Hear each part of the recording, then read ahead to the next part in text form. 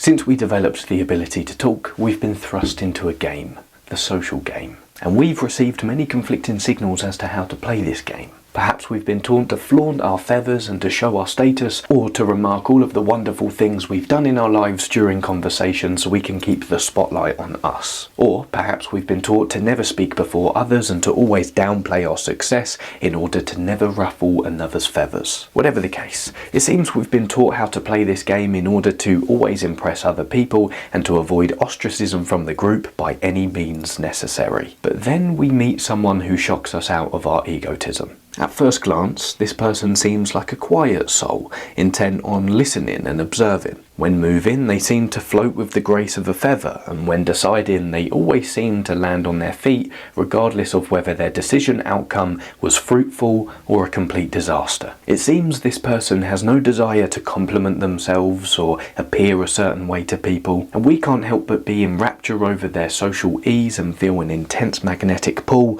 to be in their presence. It appears who they are behind closed doors is exactly who they are at a lively social gathering, and we can't help but think, what is the secret to their magnetism? Why, despite all the flashy things in the world and the noise that we come across in our daily lives, are we so pulled to this figure of immense stillness and simplicity? What is their elixir? We can be sure that the key to their magnetic confidence comes from deep introspection and assuredness of themselves. In essence, they embody the saying of the Japanese author Haruki Murakami, "Deep rivers run quiet." Because if there's one undeniable fact about those who possess magnetic confidence, it's that they are comfortable in their own skin. So how does one become comfortable in their own skin, I hear you ask? You interrogate your soul and you integrate your shadow.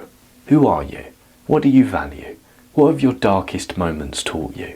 What are your darkest desires? Because the magnetically confident seem to have already interrogated themselves, any challenge or insult towards their character or way of being has no substance to latch onto. They understand their flaws, insecurities and fears, and they are living embodiments of them. And in a world where everyone seeks to escape the darkest parts of themselves which they've deemed ugly, nasty and irredeemable, those with magnetic confidence stand out because they are human with the same artful grace with which a tree is a tree. We are all humans after all, they understand.